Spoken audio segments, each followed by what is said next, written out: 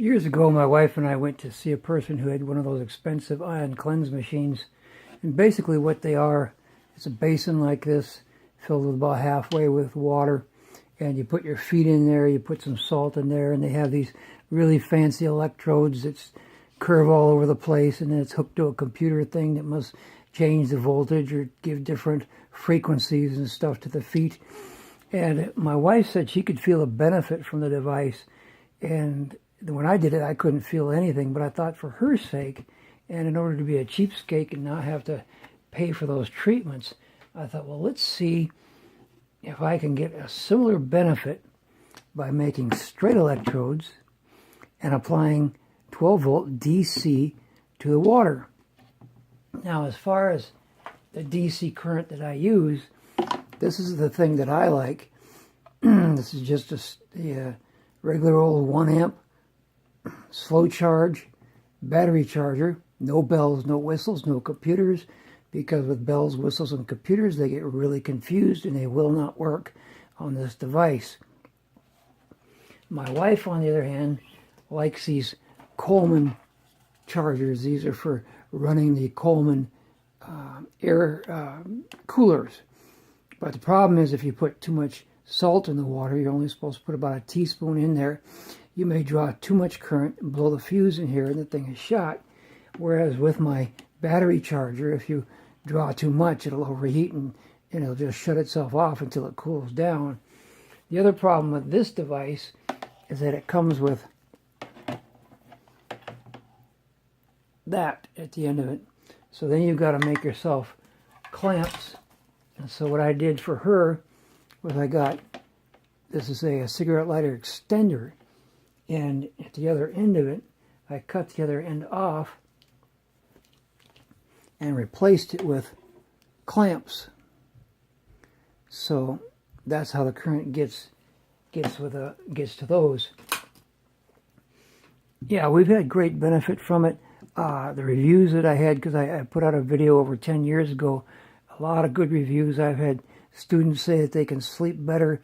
One of the most interesting reviews that I got was a guy who was trying to quit smoking. He put his feet in the water. He had these nicotine patches on his left shoulder, and he said that the water on the left side started turning black, probably from the nicotine and stuff that was pulling out. But what we do with these, we fill it up halfway with water, teaspoon of table salt in there, 12 volts applied to it, and we run it for half an hour, no longer.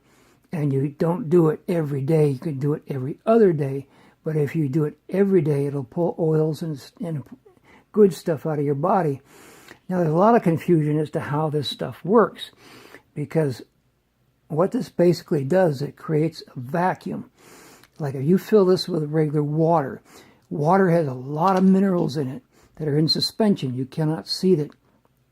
But it will pull those minerals into the electrodes here, and in the current, it will match up calcium to calcium and iron to iron and, you know, whatever else is in the water. It'll match them up into little flakes, and they will come off, and these will be visible to the eye. So the water will turn brown. And all that's doing is taking the water, the minerals you couldn't see, and making them visible to the eye. But then you add your feet in here, and it continues to draw through your toes. It actually pulls through the skin of the toes. It pulls minerals out. It pulls toxins out. It pulls heavy metals out. It pulls oils out. And it's very important, therefore, that when you're done, that you put good minerals back in and good oils back in, because they will be pulled out.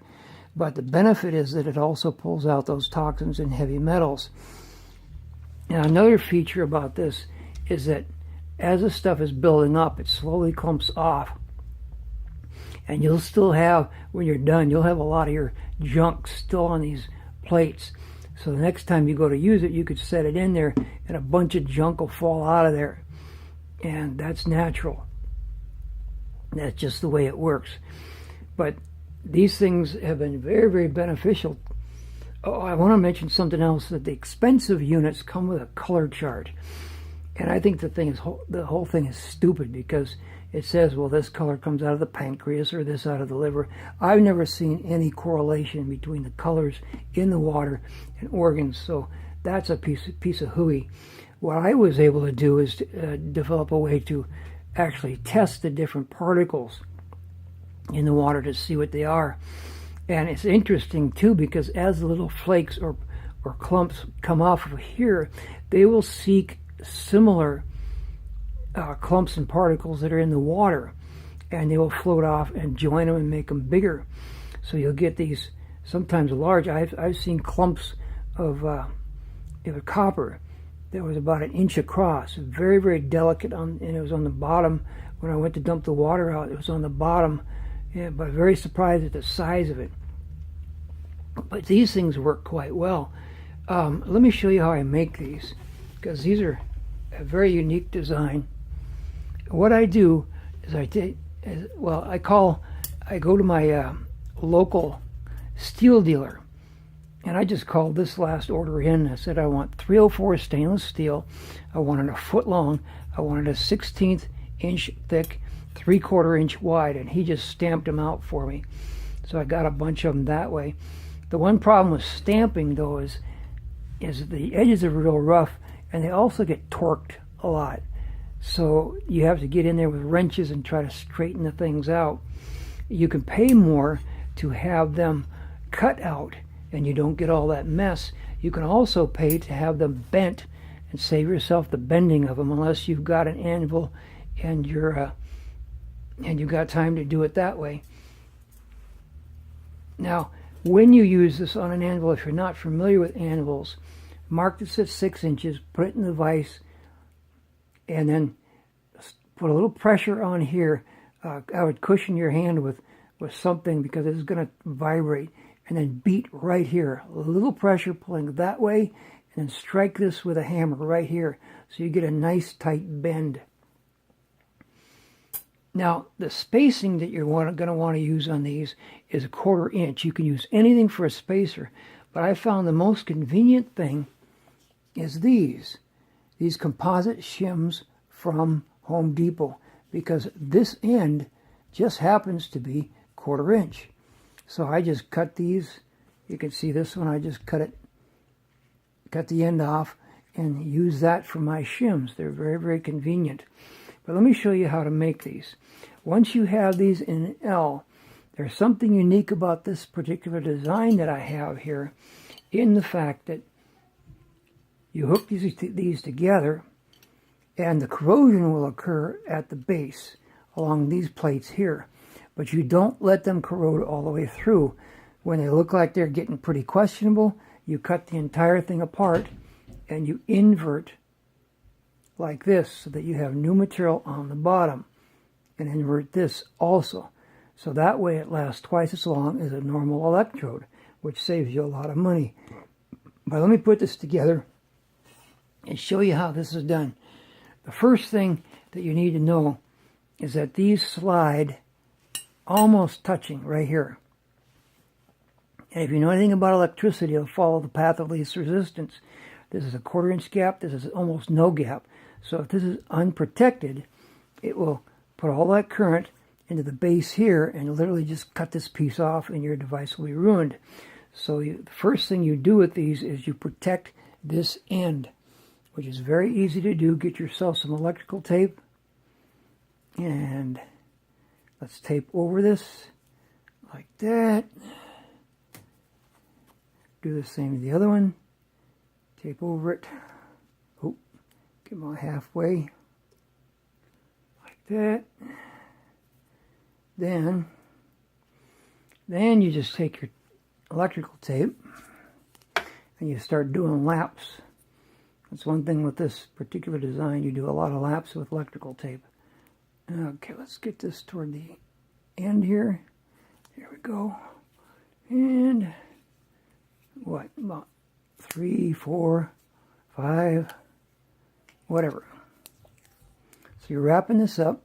Sorry if I'm going on a screen there. So you're wrapping this up, and then you take your shim, stuff it in there, and give it a couple more turns there.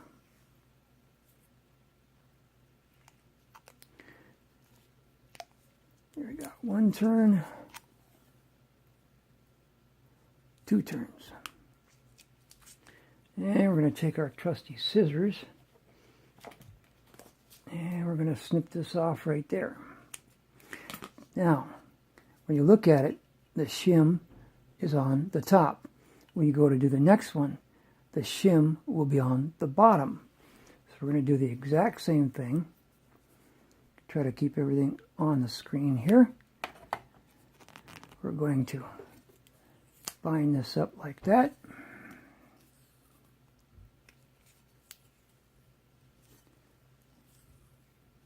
Okay, now we're going to take the shim and put it on the bottom.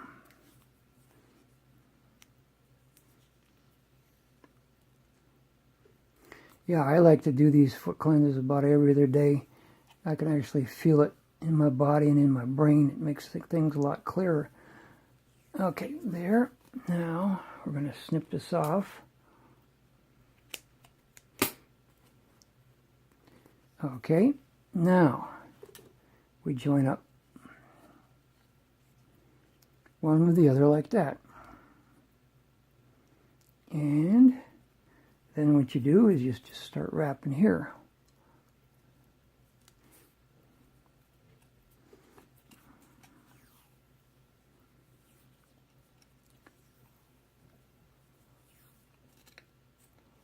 And I would give it about 3-4 good turns.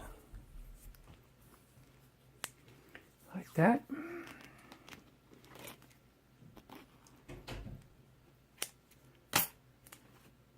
Snip it off. Let's start the other one.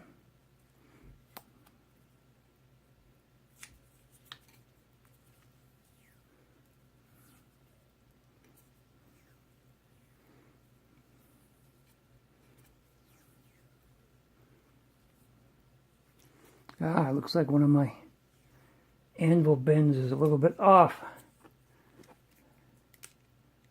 Oh well, it'll still work. Normally you can see that they curve back up here and both about the same. This one's got a little bit extra at the end here, but that's not gonna matter much. And that's how I make the electrodes. They're very simple to make. Now, one of the other things to remember when you're using these is when you hook your electrodes on, positive, negative, like that, and you do your foot cleanse for half an hour, when you're done, take the electrodes off. The reason being is it's very easy to leave them on and then give the same charge to the same electrode. Well, when they corrode, usually only one electrode corrodes at a time. I don't know if it's the positive one or the negative one, but if you leave it connected, you'll destroy this thing down here. And remember that what you do is you monitor these, and you wait until they get a little bit questionable, and then you cut the thing apart, invert it, invert this one here. Remember to tape off the ends again, just like you did before. And there you have it. Electrodes.